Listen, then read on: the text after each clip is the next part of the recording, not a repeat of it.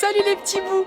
Je participe à la campagne Exploration en terre solidaire. C'est organisé par Village Monde, un organisme à but non lucratif qui fait la promotion d'un nouveau mode de voyage dans les villages qui sont exclus du tourisme classique et qui se veut éco-responsable. Et je postule moi-même pour être une de ces exploratrices. Alors l'idée c'est justement que je parte dans un coin isolé de la planète à la rencontre des villageois et de toutes les initiatives autour d'un tourisme responsable.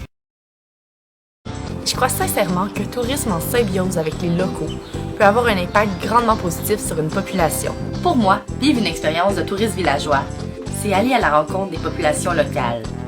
C'est découvrir leurs coutumes et leurs religions. C'est aussi goûter à des repas hors du commun et en apprendre sur leurs traditions culinaires. C'est expérimenter des transports typiques. Dormir dans des hébergements traditionnels. Avoir la chance d'observer des paysages uniques et de partager des moments de la vie de tous les jours avec les locaux. Pourquoi est-ce que je suis ici en fait? C'est simple, je suis à l'intérieur de la nature, on est tout près d'un village et il y a une cabane à sucre très proche. Ce qui veut dire qu'on peut s'imprégner de la culture locale ici, dans un endroit un peu perdu. Mais c'est des endroits comme ça qu'il faut trouver à travers le monde pour réellement trouver la culture locale. C'est la raison pour laquelle je veux devenir explorateur solidaire. C'est uniquement quand j'ai mon sac à dos sur le dos que je me sens vraiment vivante, actrice de changement avec un pouvoir d'action.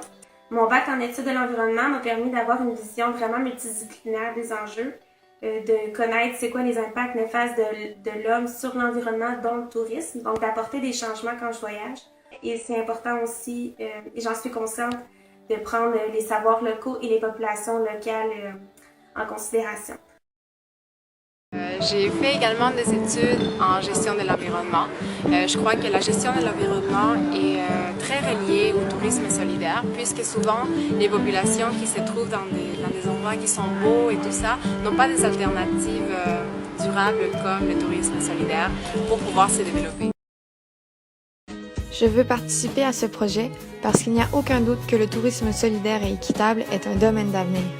Il y a un potentiel d'action économique, sociale et environnementale incroyable que l'on peut amener en donnant des moyens à des communautés de devenir maîtres de leur changement, et cela est directement lié à mes propres intérêts et connaissances. Je veux aussi participer à ce projet pour montrer aux gens que le voyage peut être bien plus une collection des tentes dans un passeport. Parce que je pense qu'il est possible de vivre des expériences authentiques par des échanges ayant des bénéfices tant sur le plan personnel que pour les autres.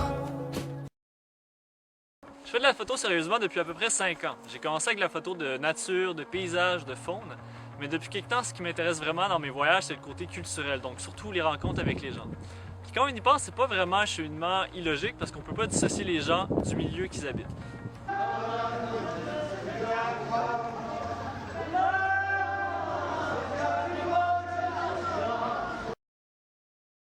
Voilà déjà quelques années que je multiplie les voyages et les mandats de travail en coopération en Amérique latine.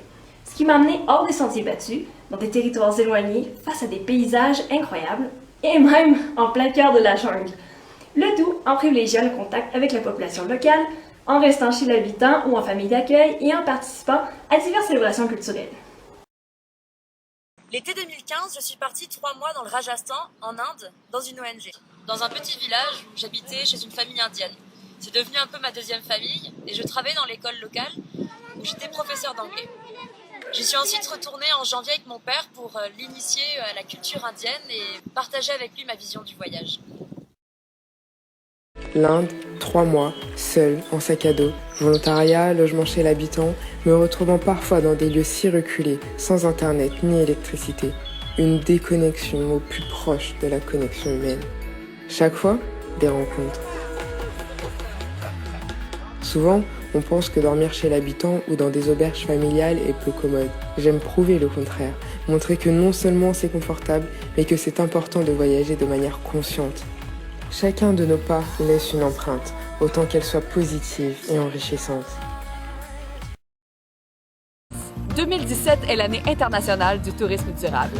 Et oh attention, la belle coïncidence, 2017 est aussi en numérologie une année 1, ce qui signifie qu'on débute un nouveau cycle de 9 ans, synonyme de nouveaux départs et de grands projets. Comprenez-vous qu'il y a comme un petit momentum là? Soy exploradora solidaria. Shall we?